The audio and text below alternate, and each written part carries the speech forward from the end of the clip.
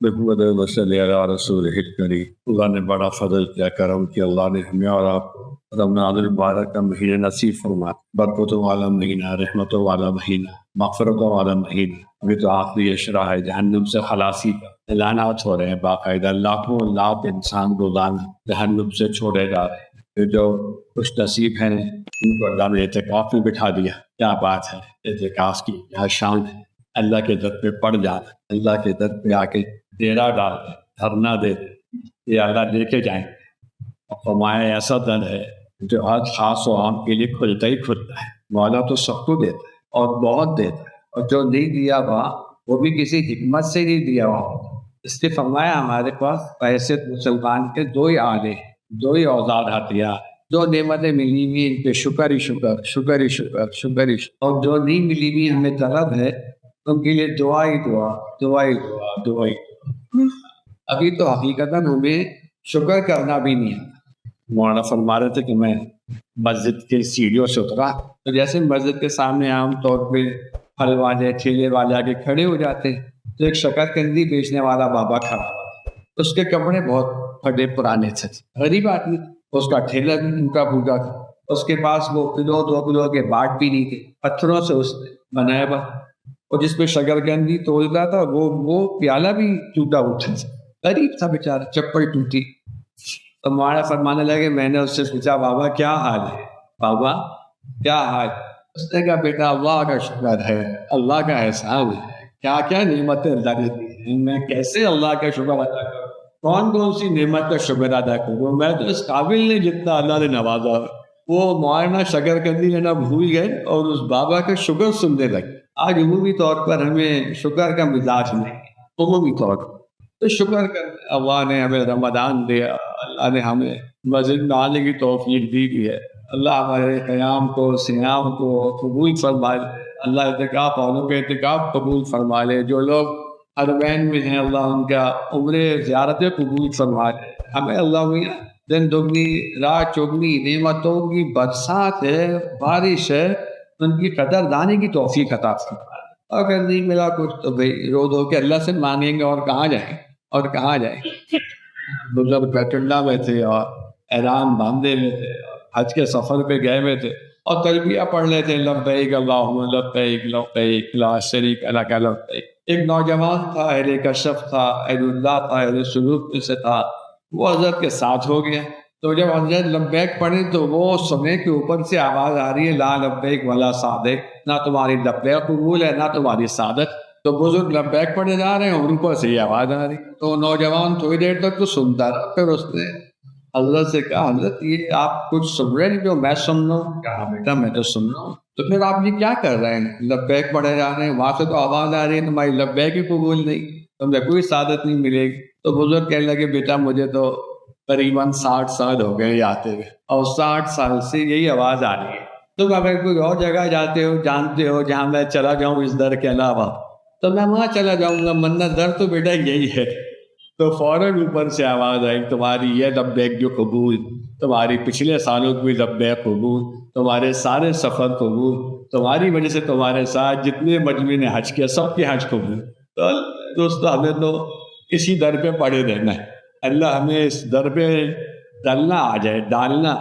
باقی میں دوستو یہ رمضان کا مہینہ ہے، اور رمضان کا اصل میں مادہ رمز سے نکلا ہے، را میم گا، جلا دینا، جلا دے۔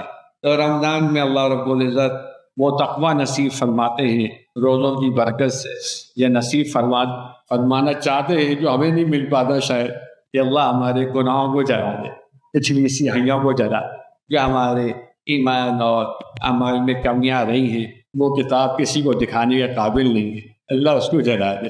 اور کیسے جلا دے؟ جیسے سونے کو جلایا جاتا ہے، سونے کو تپایا جاتا ہے، اس میں سے کھوٹ نکلتا ہے، سونا کندن بن جاتا ہے، ایسے اللہ ہمیں تقوی سے نواز دے، ہمیں حسن اخلاق دے دے، حسن کلام دے دے، حسن نظر دے دے، سخاوت اور عدالت اور شجاعت اور دیانت اور امانت دے دے۔ یہ مہینہ اس کا ہے، یہ مانگنے کا مہینہ ہے۔ رمضان کے بارے میں بعض لوگ یہ سمجھ بیٹھے کہ شاید روزے کا مطلب ہے سحری اور افطاری کے اندر کھاؤ اور پھر جتنا بھی کھانا ہے کھاؤ، اور کھانے کے ٹائم بدل تو اس کو روزہ کے نہیں۔ میرے دوست اسی وجہ سے تو عام طور پہ ہم لوگ رمضان کا پورا فائدہ نہیں اٹھا پائے۔ رمضان کا تو مطلب ہے بس بچ گئے ان چیزوں سے، اب بچ گئے، یعنی بس ٹھیک ہے بقدر ضرورت کھا لی۔ آج سے 40-45 سال پہلے جو ہمارے زمانے کے اس زمانے میں اسٹوڈنٹس ہوں گے تو انہیں اندازہ ہوگا ہم لوگ جماعتوں میں جایا کرتے تھے، سندھ کے اندر بھی اور بلوچستان کے اندر، اور یہاں یونیورسٹیز میں عام طور پہ اس زمانے میں جس کو آپ کہتے ہیں روسی سوشلزم کا دورہ تھا، اور بہت زیادہ ان کی محنت، اسٹالن اور لینن اور مارکس اور ان کی لوگ باتیں کرتے تھے۔ تو میرا بھی کئی دفعہ جانا ہوا، حضرات بھیجتے تھے۔ بعض یونیورسٹیز میں بختر بند گاڑیاں چلتی تھیں، اس سے اندازہ لگائیے حالات کیسے ہو۔ تو وہ لینن نے لکھا ہے غالباً یا اسٹالن نے لکھا ہے کہ جو روزہ رکھتے ہیں نا مسلمان، یہ تو اس لیے رکھتے ہیں کہ بیچارے بھوکے، کھانے کو نہیں ہے ان کے پاس، پیٹ بھرنے کو نہیں ہے، تو روزہ رکھ لیتے ہیں۔ اگر تم لوگوں کو کھانا میسر ہو تو تمہیں روزے کی کوئی ضرورت نہیں۔ نعوذ باللہ من ذالک، یہ ان کے عقیدے تھے جس سے وہ دہریے بناتے تھے، نماز کیا ہے، روزہ کیا ہے، وضو کیا ہے۔ تو اللہ کے شان وہ زمانہ بھی ہم نے دیکھا، اور آج کے بھی زمانہ دیکھا کہ جو گورے 2006 میں ایک اسٹڈی پبلش ہوئی، بڑی اسٹڈی ہے، گلوبل اسٹڈی ہے، انٹرنیشنل ہے، اس میں انہوں نے سوال پوچھے تھے مریضوں سے، شوگر والے مریضوں سے جنہوں نے روزے رکھے، کیا آپ کو روزے میں کیا ہوا، کیفیت کیسی رہی، حالات کیسے رہے، آپ نے کیا پایا، شوگر کا کیا حال رہا، یہ وہ۔ اور پھر انہوں نے اس کے بعد بڑا مقالہ لکھا جو انٹرنیشنلی ایکسیپٹ ہو گیا کہ شوگر والے مریضوں کو عام طور پہ روزے نہیں رکھنے چاہیے، یہ صحت کے لیے مضر ہے، شوگر کے لیے مضر ہے، ان کی جان خطرے میں پڑ سکتی ہے، اس طرح کا مقالہ لکھا۔ تو اس زمانے میں مجھے بڑی شرم ہے اور بہت حیا۔ میں نے کہا کروڑوں مسلمان دنیا میں روزہ رکھتے ہیں، اب تو اربوں ہیں انشاءاللہ، تو ان میں سے اگر کروڑوں کو ڈائبٹیز ہے، اگر سب روزہ نہیں رکھیں، بلڈ پریشر والے نہ رکھیں، شوگر والے نہ رکھیں، حمل والے نہ رکھیں، دل گردے والے نہ رکھیں، پھر کون رکھے؟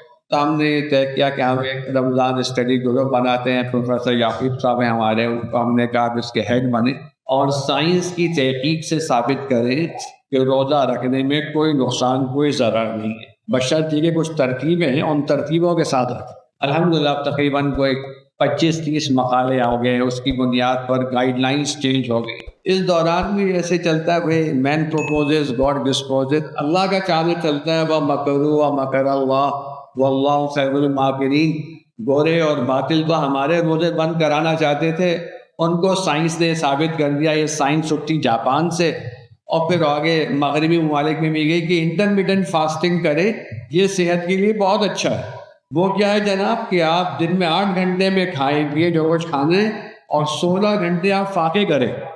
تو ہم نے کہا سبحان اللہ، ہمارا روزہ صحت کے لیے مضر ہے اور ان کی فاسٹنگ جو ہے وہ صحت کے لیے بڑی اچھی ہے، اس میں 16 گھنٹہ کھانا بند کر دیا، 16 گھنٹے وہ کھانا نہیں کھاتے، اور اس کو بہت دنیا میں اب پروان چڑھا رہے ہیں۔ میں بھی ایک ڈاکٹر صاحبہ سے ملا، میں نے کہا کیا حال ہے، کہنے کہ میں انٹرمیڈنٹ فاسٹنگ کر رہی ہوں۔ مجھے اتنی شرم آئی، میں نے کہا بھائی ہماری محنت کی کمی ہے کہ ہمارا مسلمان 16 گھنٹہ بھوکا رہ رہا ہے اس لیے کہ سائنس کہہ رہی ہے، اور سحر سے افطار تک بھوکا رہنے کو تیار نہیں اس لیے اللہ کہہ رہا ہے، یہ روزہ مسلمان۔ بہرحال پھر ہم نے اس گروپ کے لیڈر کو بلایا جو IDF کے پریزیڈنٹ نے، ہمارے یہاں رمضان کانفرنس تھی اس میں بلایا، اور ہم نے ان کے سامنے رسول خدا صلی اللہ علیہ وسلم کا روزہ پیش کیا، اپنا روزہ پیش کیا، کیونکہ ان کے یہاں انٹرمیڈنٹ فاسٹنگ نہیں، جس سے یہ ثابت کر رہے کہ ڈائبٹیز کم ہو جائے گی، کوئی بھی ڈائبٹیز کنٹرول ہو جائے گا، بلڈ پریشر کم ہو جائے گا، کولیسٹرول کم ہو جائے گا، ہارٹ ڈیزیز کم، جس سے یہ ثابت کر رہے ہیں اس کے اندر یہ پانی الاؤ کرتے ہیں، آپ پانی پی سکتے ہیں، آپ بلیک ٹی پی سکتے ہیں، آپ بلیک کافی پی سکتے ہیں، آپ گرین ٹی پی سکتے ہیں، جس میں کیلری نہیں ہے وہ ڈرنک الاؤ کر رہے ہیں۔ اور ہمارے نبی علیہ الصلوۃ والسلام نے ہمیں جو روزہ بتایا ہے اس میں بچہ ہو یا بڑا، ایک قطرہ پانی کا ایک قطرہ پانی کی اجازت نہیں دیتے ہیں کہ پانی اندر چلا جائے پیٹ میں، پانی کا ایک قطرہ گیا بس روزہ گیا۔ یہ بات ہماری یہاں ہے اور بالکل صاف ہے اور نص سے ثابت ہے، اس لیے کوئی میں انہونی بات نہیں کر رہا یا ایسا مسئلہ نہیں بتا رہا جو صرف علماء کرام ہی پیش کر سکتے ہیں، میں عوام الناس کے طور بھی بتا سکتا ہوں کہ جناب پانی کا قطرہ بھی نہیں جانا چاہیے۔ تو یہ جو انٹرمیڈنٹ فاسٹنگ پیش کر رہے ہیں اس کی دلیل کیا لا رہے ہیں، اس کی سائنس کیا لا رہے ہیں کہ معدے کو 16 گھنٹے آرام ملے، اس آرام کے دوران معدے میں چونکہ غذا نہیں جا رہی تو معدے کی لائننگ چینج ہوگی، لائننگ چینج ہوگی. وہ لائننگ کھانا کھاتے کھاتے اور کھانے کے مواد کے زہریلے مادوں کو پہنچ کے اندر سے اس کی غلاظت سے کینسر اور شوگر اور بلڈ پریشر ہوتا ہے. تو وہ لائننگ چینج کر دے جب آپ 16 گھنٹے بریک مارے کھانے پہ. یہ ان کا فلسفہ ہے اور یہ سائنس ہے اور یہ ثابت ہے. ہمارا کہنا ہے یہ تو بچہ بھی جانتا ہے کہ آپ روڈ کی کارپیٹنگ کریں, سڑک کی کارپیٹنگ کریں, آپ ادھر سے ہی بند کرتے ہیں ادھر سے ہی بند کرتے ہیں اور کہتے ہیں بھائی گاڑی بھی نہیں جائے گی, رکشہ بھی نہیں جائے گا, یہاں تک کہ سائیکل بھی نہیں جائے گی. ہم یہ کہتے ہیں نا, تو تم سائیکل تو گزار رہے ہو جب کہہ رہے ہو پانی پی لو, اس لیے کہ تمہیں تو ڈر ہے پانی 16 گھنٹے نہیں پیو تو ہم گر نہ جائیں. ہمارے بچوں کو آگے دیکھو, ہمارے روزے داروں کو آگے دیکھو, 10 11 سال کے بچے, 50 60 80 سال کے بوڑھے بیچارے جو دوائیاں بھی کھا رہے ہیں, پیشاب اور دوائیاں بھی ہیں, بلڈ پریشر گرانے کی دوائیاں بھی ہیں, شوگر گرانے کی دوائیاں ہیں. کیا مجال ہے جو ایک پانی کا قطرہ پی رہے, چلتے پھرتے اور ماشاءاللہ بڑے آرام سے روزے گزارتے. تو پھر گورے نے, وہ جو پریزیڈنٹ تھا, اس نے اسٹیج پہ کھڑے ہوئے کہا کہ میری سائنس یہ کہہ رہی ہے اور مجھے یہ لگ رہا ہے کہ جو رمضان یا جو روزے تمہارے نبی علیہ الصلوۃ والسلام رکھتے تھے وہ ہماری سائنسی انٹرمیڈنٹ فاسٹنگ سے زیادہ طاقتور. مگر اس نے جو اگلی بات کہی نا, بس وہ اصل سننے کی ہے اور یہی ہم مار کھا رہے ہیں ہر شعبے میں. اس نے کہا لیکن تمہارے نبی جی کے روزے سے تمہارا روزہ میل کھائے گا تو یہ روزہ کا علامت ہے, اور اگر تمہارے نبی جی کے روزے سے تمہارا روزہ میل نہیں کھا رہا تو پھر علامت نہیں ہے. اور پھر اس نے کہا کہ تمہارے نبی جی نے کبھی افطار میں پکوڑے کھائے تھے, سموسے کھائے تھے, رول کھائے تھے, چاٹیں کھائی تھی. تمہارے نبی جی نے سحری میں کھجلا اور پھینی, دودھ جلیبیاں کھائی تھی, پراٹھے کھائے تھے, چوکے نہیں کھائے تھے, تو ان کا روزہ صحت والا ہے, ان کا روزہ تقویٰ دلائے گا, ان کا روزہ نور دلائے گا, ان کا روزہ برکت دلائے گا, ان کا روزہ تمہارے لیے وہ ثابت ہوگا کہ تمہاری رذائل کو جلا کے اور تمہیں حمائل سے اور شمائل سے بھر دے گا. لیکن اگر وہ روزہ نہیں ہے تو بس ٹھیک ہے, کھان پین کا تبدیلی ہے, بس تم نے ان 12 گھنٹوں میں نہیں کھایا, دوسرے 12 گھنٹوں میں کچھ چھوڑا نہیں. ایک فاسٹنگ پلس فیسٹنگ. افطار میں کھاؤ, مولوی صاحب سے کہو جتنی دیر ہو سکے اتنی دیر لگائیں, 10 منٹ تو کم سے کم دیں, پھر 10 منٹ کھاؤ, پھر مغرب پڑھ کے آگے کھاؤ کہ پھر افطاری میں جانا ہے, اس غم سے کھاؤ, پھر افطاری کے بعد کھاؤ کہ پتہ نہیں سحری میں آنکھ کھولے نہ کھولے, پھر کھاؤ, پھر اس کے بعد جناب سحری میں کھاؤ, اس لیے کھاؤ کہ پتہ نہیں روزہ کتنا لمبا کتنا گرم ہو جائے. کھاتے ہی رہو. جو پورے سال نہ کھاؤ, 29 شعبان تک کسی گھر میں پکوڑے نہیں بنتے, پہلی شوال کی کسی کے گھر میں پکوڑے نہیں بنتے. یہ رمضان کے 29 دنوں میں کون سا روزے کی فرضیت واجبیت ہے کہ اس کے اندر پکوڑے بغیر روزہ نہیں ہوتا. 29 شعبان تک کوئی روح افزا نہیں پیتا, پہلی شوال سے کوئی روح افزا نہیں پیتا. آپ نے جب برانڈ کا نام لے لیا, آپ کے اندر کسی برانڈ کی بات کر لی, کہیں نہیں سنا ہوگا آپ کو نہیں شربت پینا ہوتا ہے شام میں. ابھی یہ رمضان میں پتہ نہیں کیا مسئلہ ہے کہ سردی کے بھی روزے ہیں, ٹھنڈک کے بھی روزے ہیں, پیاس بھی نہیں لگ رہی, مگر دماغ میں طے کیا ہوا ہے کہ جب تک ایک گلاس یہ ٹھنڈے مشروب کا نہیں پیوں گا شاید روزے قبول نہیں ہوگا. تو روزے کو سیکھنا, علماء کرام کے پاس جا کر رسول خدا صلی اللہ علیہ وسلم کا روزہ کیسا تھا, آپ علیہ الصلوۃ والسلام کی فٹنس کیسی تھی. ڈاکٹر امجد صاحب رحمۃ اللہ علیہ فرمایا کہ عبد الباسط 58 سال کی عمر میں حضور اکرم صلی اللہ علیہ وسلم نے سفر کیا ہے. 58 سال کی عمر میں سفر. کون سا سفر؟ مدینہ منورہ سے تبوک کا سفر. مدینہ منورہ سے تبوک کا سفر, 700 کلومیٹر کا سفر, اونٹ کی پشت پہ سفر. 58 سال کی عمر پہ سواریوں کی کمی کے ساتھ, غذاؤں کی کمی کے ساتھ, پانی کی کمی کے ساتھ, پورے لشکر کے ساتھ, اس نیت سے کہ ایک جہاد کے لیے جا رہے. کتنا ایک آدمی physically, mentally, morally, emotionally, spiritually fit ہوگا اور اسٹرانگ ہوگا. یہ ہے حضرت محمد مصطفیٰ صلی اللہ علیہ وسلم کی ذات. ہمارے تو 10 15 سال کے بچے کھا کے گرے جا رہے, اور جب گرتے ہیں تو اٹھایا جاتا ہے کھلانے کے لیے, کھا لو کمزوری ہو رہی, اور پھر گر جاتے ہیں کھا کے, اور پھر اٹھاتے ہیں کہ کھا لو کمزوری ہو رہی, اور کھلاتے اور گر جاتا ہے زیادہ. میرے دوستوں, روزے کو سمجھیں, جس روزے سے تقویٰ آئے گا. نماز کے بارے میں لوگ پہلے کتنا مذاق اڑاتے تھے, ہم پھرتے ہمیں پتہ ہے کتنا مذاق اڑاتے تھے نماز کے بعد. اب سائنس نے کہنا شروع کر دیا. میں جب 88 کے اندر ڈاکٹر بن رہا تھا, پہلی دفعہ میڈیکل کتاب میں آیا تھا ڈیوڈسن نے, پہلی دفعہ کہ جس کو ہارٹ اٹیک ہو جائے اس کی بہت ساری تھراپیز ہیں، کولیسٹرول دیکھو، بلڈ پریشر دیکھو، شوگر دیکھو، دوائیاں ایٹسیٹرا۔ ایک کام یہ کرو کہ اس کو میڈیٹیشن پہ ڈال دو، تھوڑا مراقبہ کرا کر۔ یہ سائنس نے کہا سن 88 میں پہلی دفعہ کتاب میں نے عید منائی، میں کہا دیکھو ان کی کتابوں میں آ گئی۔ اب جناب ان کی جگہ جگہ یوگا کی کلاسیں ہوتی، ہماری نماز کی یوگا نہیں مانتے، ہمارے وضو کا یوگا نہیں مانتے، ہمارے قیام میں کیا ملتا ہے، ہمارے رکوع میں کیا ملتا ہے۔ صحابہ کہا کرتے تھے یہ آج قیام کی رات ہے اور ایک رات میں قرآن پڑھتے تھے۔ صحابہ کہتے تھے آج رکوع کی رات، پوری رات رکوع میں رہتے تھے۔ آج سجدے کی رات ہے، بس سجدے میں رہتے تھے۔ کیا ملتا ہوگا انہیں، کہاں پہنچتے ہوں گے ان کی نماز انہیں لے۔ سیدنا علی کے تیر چپ گیا، کتنا سنا ہوا واقعہ فضائل اعمال۔ اب آج کل کے بچوں کو تو بیچاروں کو اس کی سائنس بھی سمجھ میں نہیں آتی، سائنس ہی سمجھ میں نہیں آتی۔ کانٹا چبھا ہوا ہے، تیر چبھا ہوا ہے، لوگ نکالنے کی کوشش کر رہے ہیں، آپ کو تکلیف ہو رہی، لوگوں نے کہا چھوڑ دو، ابھی چھوڑ دو، نماز میں کھڑے ہو تو نکال دینا۔ نماز میں سیدنا علی کھڑے ہو گئے رضی اللہ عنہ، انہوں نے تیر نکال لی۔ نماز کے بعد نے کہا مجمع کھڑا، بھائی تم لوگ کیا کرنے آئے ہو، تیر نکالنے کا؟ تو نکال ہی لی۔ کہا خدا کی قسم مجھے نہیں پتا چلا کیسی نماز ہوگی اور کیسی بنی ہوئی نماز ہوگی، اور کہاں پہنچتے ہوں گے یہ لوگ نماز میں جو زمین میں نہ رہتے ہوں۔ جب وہ تیر نکل رہا ہے نماز میں، تیر تکلیف تو ہو رہی ہے زمین پہ رہنے والوں، عرش والوں کو نہیں ہو رہی۔ جن کی روحیں اوپر سجدہ کر رہی انہیں تکلیف نہیں ہو رہی ہے۔ جو پہنچ گئے جہاں پہنچنا چاہیے نماز میں، انہیں مل گیا جو ملنا ہے، انہیں نہیں پتا یہاں کیا ہو رہا ہے۔ ہمارے تو اگر بیچارہ خادم اوپر کا پنکھا کھولنا بھول جائے تو ہم رکعت چھوٹی کر لیتے کہ یار پہلے پنکھا تو کھلوائیں، کمان میں نفل کیسے پڑھیں گے، پنکھا ہی نہیں کھولا ہوا۔ ہماری سردی کے اندر کمیٹی والے بیچارے ایک آدھ دن فیل ہو گئے، گیزر نہیں چل سکا، ارے نمازوں نے شور ڈال دیا، گرم پانی کھولے، گرم پانی کھولے، گرم پانی نکال۔ ارے نماز پڑھنا ہے میرے پیارو، اللہ سے ملنے آئے، جس در میں آئے اس در کا خیال کرو، جس سے ملاقات کرنی ہے اس کا خیال کرو، جس سے بات چیت کرنی ہے اس کا خیال کرو، جس سے لینا ہے اس کا خیال کرو، تو نمازیں بن جائیں۔ اب رمضان میں تو رونق لگ جاتی ہے۔ اب پتہ نہیں آپ لوگوں کا کیا حال ہے، عمومی طور پہ اللہ والوں کو تو آخری عشرے میں رونا شروع ہو جاتا ہے۔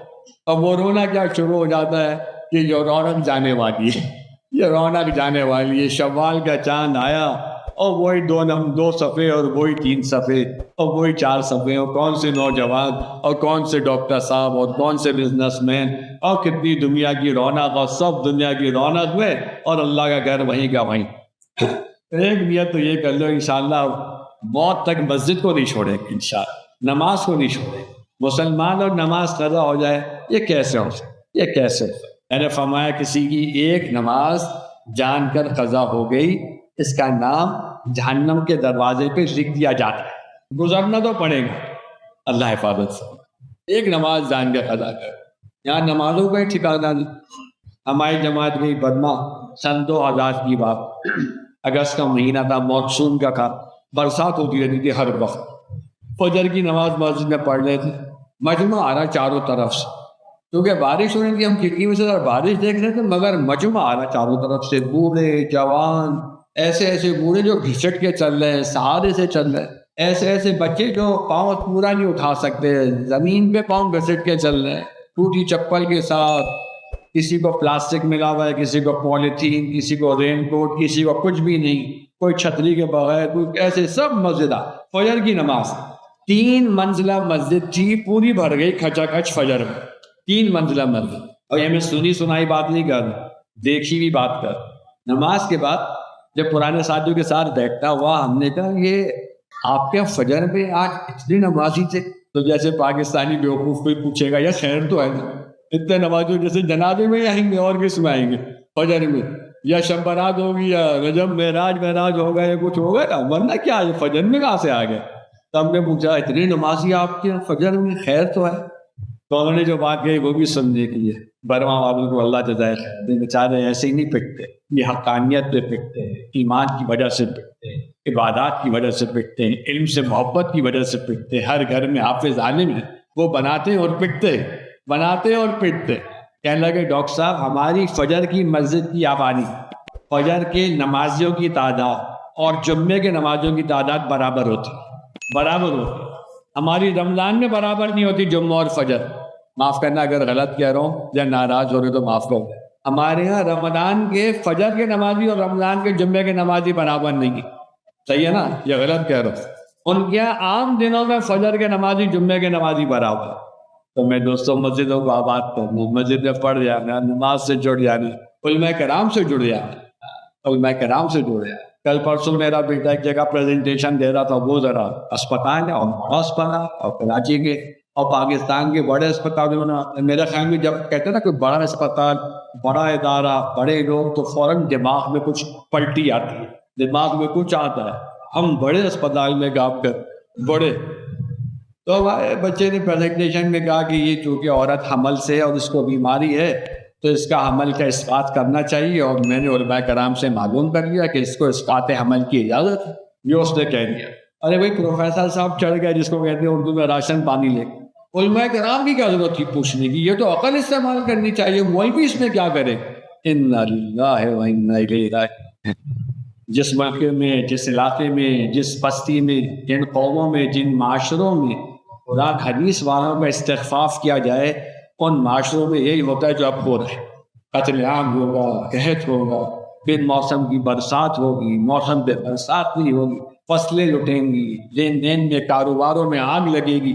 جو کچھ ہو رہا ہے یہ کچھ سب کم ہے جہاں قرآن حدیث کا شوق نہ ہو، قرآن حدیث سے تعلق نہ ہو، علماء کرام کو انبیاء کا وارث نہ سمجھا جائے، علماء کرام سے پھونک پھونک کر بات نہ کی جائے، علماء کرام کی قدر نہ ہو، ان کے استخفاف ہو، تو عمومی نفاق عام ہو چکا. یہ مجمع منافقوں کا ہے، مسلمانوں کا نہیں ہے. ہم نے علماء کرام تو ہمارے سر کے تاج ہیں. 1400 سال سے قرآن حدیث ہم تک پہنچا کیسے؟ گوگل نے پہنچایا ہے. یہ جو اب تم سمجھتے ہو کہ ہر چیز گوگل میں ہے، حدیث بھی گوگل میں ہے اور قرآن کی آیت بھی گوگل میں ہے، ترجمہ بھی گوگل میں. یہ گوگل تو میں نے پیارو اللہ کی شان ہے، اللہ کی شان ہے تمہیں اور ہمیں سمجھانے کے لیے. وہ بھی تمہیں بتا دو کہ وہ کیا سمجھا رہا ہے. پہلے یہ سمجھو 1400 سال تک قرآن اور حدیث کی محافظت کری کس نے؟ ہماری جماعت گئی کرگستان کے اندر. ہمیں اللہ یہ مقصود کس نے لکھی ہے؟ ہمارے شیخ علامہ سرخسی رحمۃ اللہ علیہ کے مقبرے پہ لے گئے. وہاں پورا علامہ سرخسی رحمۃ اللہ علیہ کا یوں کہہ لو کیا کہ پروفائل لکھا ہے، اردو میں یاد نہیں آ رہا، چھوٹی سی سمری لکھی ان کی پوری زندگی حیات. علامہ سرخسی رحمۃ اللہ علیہ نے بادشاہ وقت کے خلاف فتویٰ دے دیا تھا جب آپ کی عمر 65 سال کی. بادشاہ نے نکاح کر لیا تھا کسی عورت سے، وہ عورت عدت میں تھی. تو علامہ سے پوچھا کہ علامہ نے کہا نکاح حرام ہے. تو علامہ کو اس نے سزا دی. سزا بادشاہ وقت نے کیا دی؟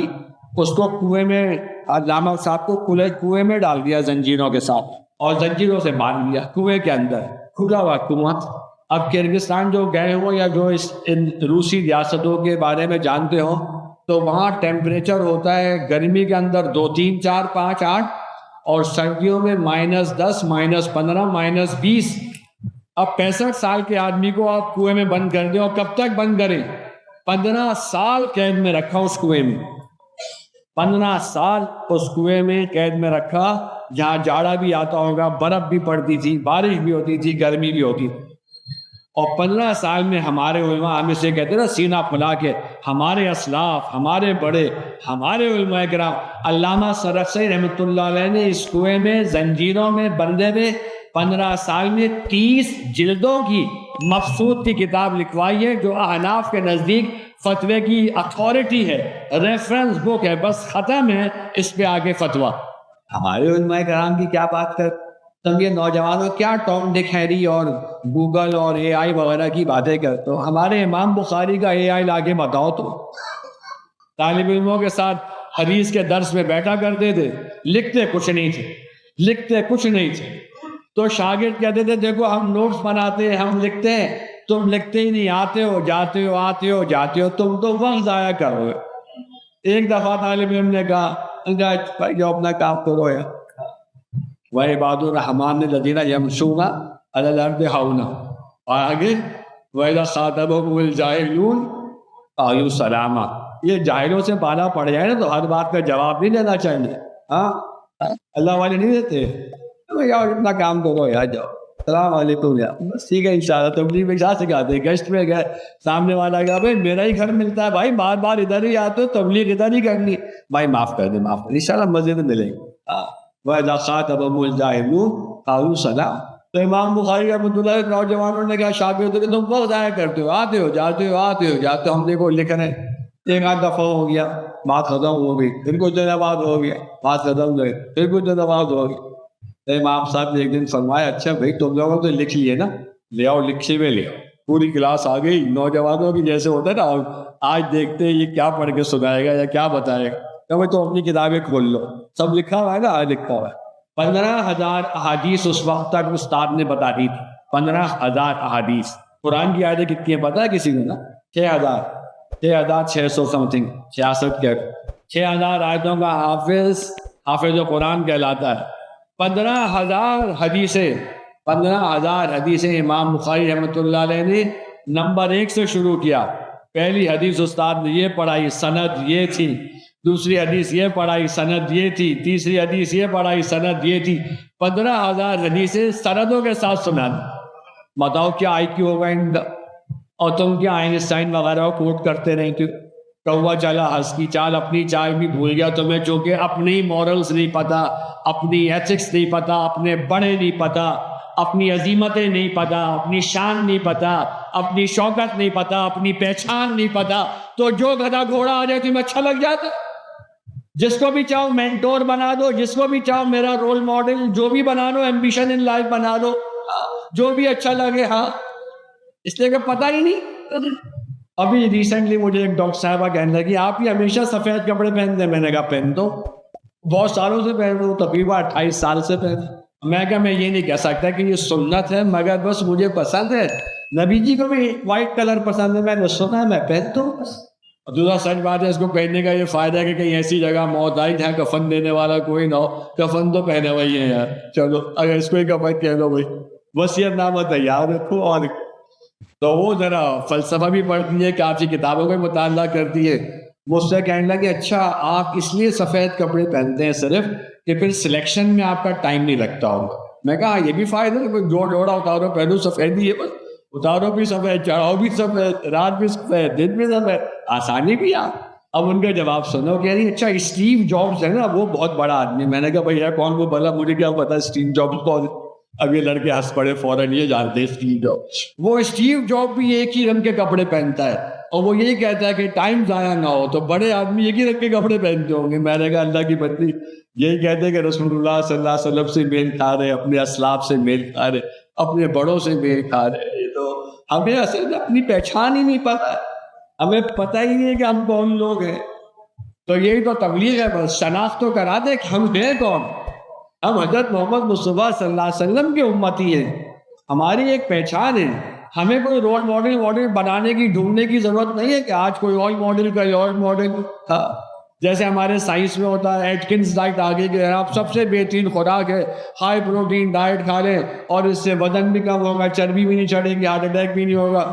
لوگوں نے کھانی شروع کر دی کہ یہ ایٹکنز ڈائٹ کھاتا ہوں, ہر دوسرا تیسرا برگر آ رہا ہے ایٹکن ڈائٹ کھاتا ہوں. پتہ چلا 44 سال کی عمر میں ایٹکن صاحب پہ انتقال ہو گیا.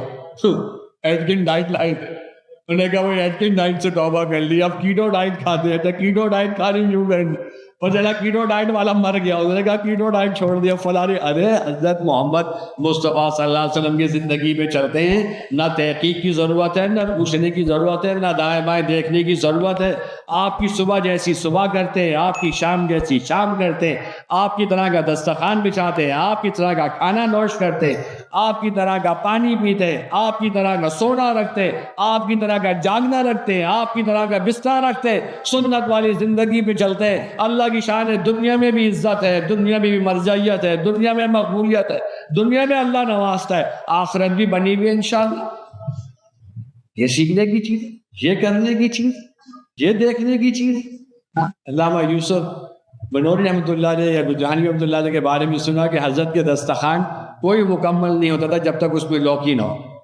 لوکی کھاتے تھے کہ سنت, واقعی سنت. کھانا اس طرح کھایا جائے کہ 1/3 کھانا کھا, 1/3 پانی, 1/3 ہوا. جیسے کہا جا ہمارے حضرت کہنے لگے کہ یہ کیسا پتہ چلے گا, مفتی تقی عثمانی صاحب نام برکاتہ فرمانے لگے یہ کیسے پتہ چلے گا کہ ہمارا پیٹ بھر گیا ہے اور اب نہیں کھانا چاہیے. تو فرمایا پیٹ سے جو پہلا اشارہ آئے نا کہ پیٹ بھر گیا ہے، بس اس کے بعد سوچنا نہیں ہے، اس کے بعد وہ نہیں آنے. ہم کیا کرتے ہیں پہلے اشارے میں تو پانی پیتے ہیں کہ یہ تو بیٹھ جائیں نیچے، کہیں ایسا نہ اشارہ اور زیادہ واضح ہو جائے. پھر اس کے بعد کہتے ہیں اچھا بہت لاؤ. پھر گھر والے بھی کیا کہتے ہیں ابھی تو آپ نے ایک ڈش رکھا ہے تو رکھا ہی نہیں، تو پھر وہ لیتے ہیں. پھر اس کے بعد کیا کرتے ہیں جب پیٹ بھر جاتا ہے تو سیلڈ کھاتے ہیں، پہلے نہیں کھاتے، پیٹ بھر جانے کے بعد سیلڈ کھاتے ہیں. اس کے بعد کہتے ہیں اچھا بھائی اب کیا پھل تو لے آؤ بھائی، اس کے بعد پھل کھاتے. پھر کیا کہتے ہیں بھائی میٹھا کھانا تو بہت بڑی مستقل سنت، پتہ نہیں کون سے عالم نے وہ سنت بتائی ہے. میں اس عالم کی تلاش میں ہوں، چاہے بیچارہ دنیا میں ہے یا چلا گیا، اس نے نہیں لکھ کے گیا کہ میٹھا کھانا سنت ہے. مجھے وہ ضرور دیکھنا ہے کہ یہ کہاں لکھا ہوا ہے کہ میٹھا کھانا سنت ہے. نبی جی کو تو کئی دن فاقے ہوتے تھے، کئی دن کچھ ملتا ہی نہیں تھا. آپ روزہ رکھتے تھے، شام کو افطار پہ کچھ نہیں ہوتے تھے، فرماتے تھے پھر ہمارا روزہ. کھجور کھانی پہ زندگی گزرتی تھی، کھجور کھا لیا، پانی پی. تو یہ کہاں سے لائے پتہ نہیں میٹھا کھانا سنت، اور پھر بھر کے کھانا سنت، اور بھرے پیٹ پہ کھانا سنت، اور جب جگہ نہ رہے اس کے بعد سنت ہے. یہ کہاں سے لائے؟ اسی میں تو بیمار پھر رہے. آدھی قوم بیمار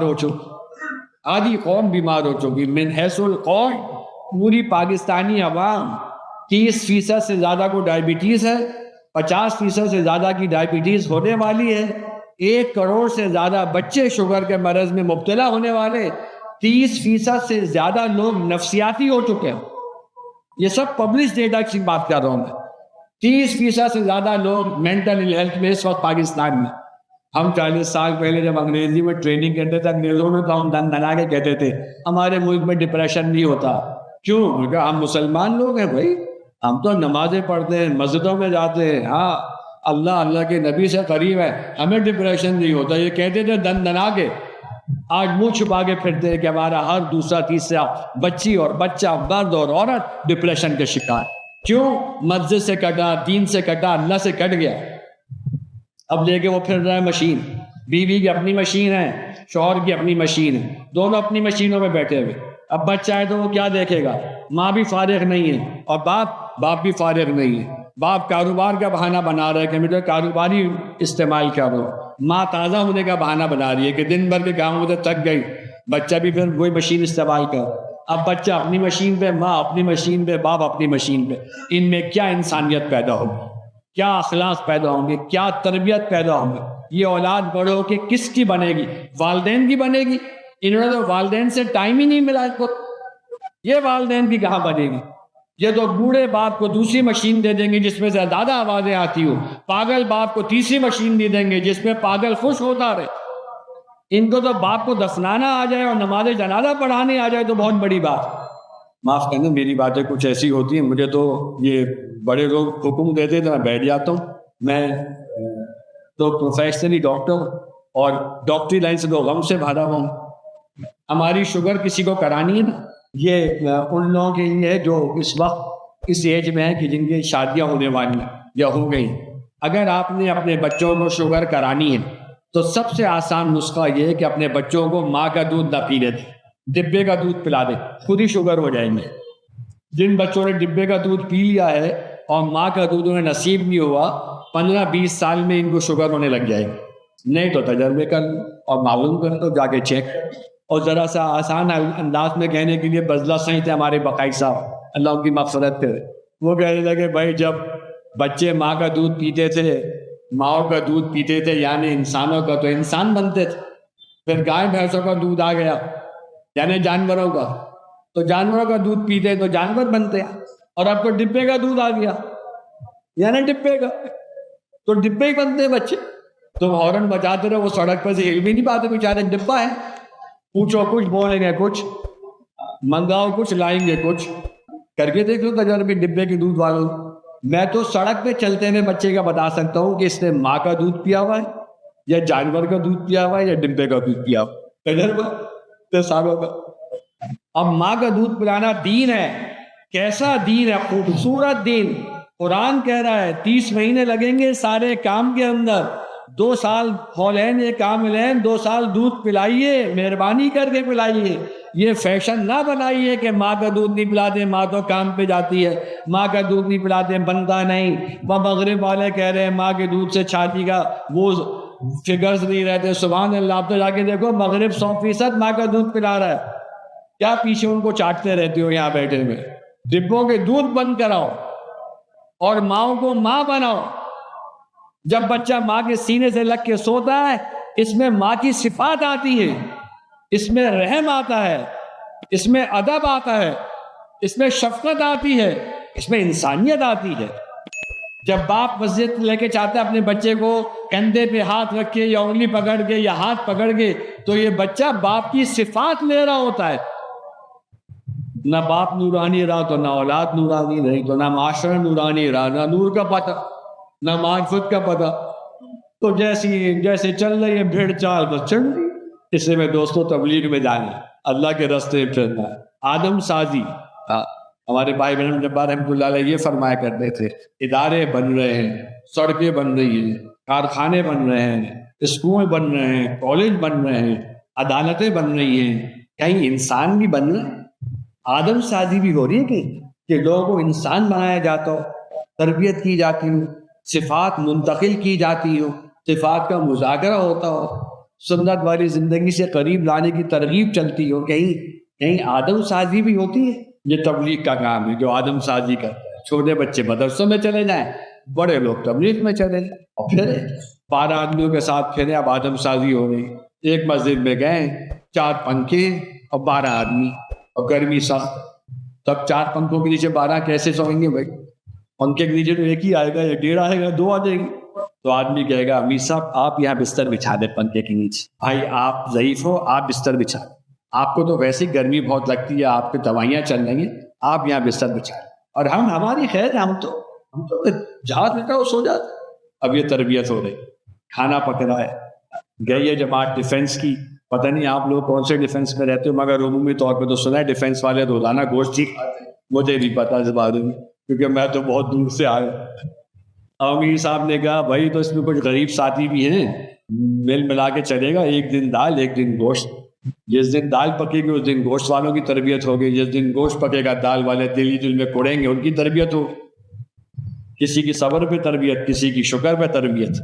دسترخوان بچ گیا، ساتھی کا ہاتھ چھلک گیا، سالن گر گیا. اب سفید کپڑوں کے ساتھ گئے تھے، بیوی نے بھی کہا تھا سفید ہی لے رہی ہوں، سفید ہی لانا. اب یہ پورے گھی میں رنگ گئے. اب کیا کہنے کا دل چاہے گا اس وقت سالن پھینکنے والے کو؟ اور کہنا کیا ہے؟ کوئی بات نہیں بھائی، کوئی بات ہو جاتا ہے، کوئی بات. ہمارے مولانا احسان صاحب دامت قدم فرماتے ہیں یہ بولنا سیکھو، کوئی بات نہیں، کوئی بات. اعتکاف میں 40 آدمی بیٹھے ہیں، 10 چاہتے ہیں رات بھر جاگے، 10 چاہتے ہیں رات بھر سوئیں، 10 چاہتے ہیں آدھی رات سوئیں آدھی رات جاگے. اب کیسے ہوگا؟ بچوں کی چہل مستی ختم نہیں ہوتی، بوڑھوں کی نیند پوری نہیں ہوتی. اب سیکھو اجتماعی زندگی کہ بیٹا میں صبر کے ساتھ کوشش کرتا ہوں، لیٹا رہوں گا، تم بھی ذرا کوشش کرو تو تھوڑی ہلکی آواز کرو، تم تھوڑا جلدی لائٹ بند کر دینا، آدھی لائٹ میں گزارا کر دینا، میں بھی آدھی لائٹ میں سونا سیکھ لیتا ہوں. اجتماعی زندگی سیکھنی، اجتماعی زندگی سیکھنی، کس سے کیا بات کرنی، کس موقع پہ کیا بات کرنی. موقع شناسی کسے کہتے ہیں، مردم شناسی کسے کہتے ہیں. جماعت گشت پہ گئی، نوجوان باہر نکلا، اس نے کہا میرے ابو گھر پہ نہیں ہیں. میں نے کہا بیٹا تم سے بات کرنا چاہتے ہیں؟ انہوں نے کہا مجھ سے کیا بات کرنا، میں تو کمیونسٹ ہو چکا ہوں، مجھ سے کیا بات کریں گے، میرے ابو گھر پہ. متکلم کیا کہہ رہا ہے، اللہ نے دل میں اس کے ڈالا. کہا آپ ہوں گے کمیونسٹ تو ایک معاشی نظام ہے، اکنامک سسٹم ہے نا، ہے تو مسلمان کمیونسٹ کا. اس نے کہا یہ ٹرم تو میں نے کبھی سنی نہیں پہلے. انہوں نے کہا آئیے ہم اس کی آپ کو تفصیل نہیں بتائیں گے، آئیے مسجد آئیے. مسجد میں لے آئے، بیان سنا، 3 دن پہ چلا گیا. کون سا کمیونزم، کون سا سوشلزم بھائی. تو موقع شناسی اللہ سکھائیں گے، مردم شناسی، مزاج شناسی، اس کو لینا ہے ہمیں تو سب کو لینا ہے، کسی کو بھی نہیں چھوڑنا. تو بھائی اللہ پاک ہمیں اور آپ کو رمضان کی فیوز اور برکات سے نواز دے. اللہ ہمیں اعتکاف کے دنوں کو قیمتی بنانے کی توفیق عطا فرما دے. اللہ ہمارے قیام اور صیام کو قبول فرما دے. اللہ ہمیں شریعت محمدی کی سمجھ نصیب فرما دے. اللہ ہمیں اللہ والا بنا دے، نبی والا بنا دے، مسجد والا بنا دے. علماء کرام سے اللہ ہمیں قربت اور تعلق نصیب فرما دے. علماء کرام سے محبت نصیب فرما دے. قرآن حدیث کی عظمت ہمارے دلوں میں پیدا کر دے. اور اے اللہ پوری امت کے اندر من حیث الامت ہدایت کا عمومی فیصلہ فرما دے، تاکہ امت جن حالات میں سے گزر رہی ہے اللہ ان حالات کی امت کے لیے بہتری کا کر دے، عافیت کا کر دے، امن کا کر دے، سکون کا کر دے۔ یہ دعائیں ہمیں اور آپ کو کرنی چاہیے۔ مجھے اگر اجازت ہو تو میں بس اجازت لے لوں، گفتہ آپ دعا کریں گے۔ سبحان اللہ بحمدہ، سبحانک اللہم بحمدک، اشہد ان لا الہ الا انت، استغفرک واتوب الیک۔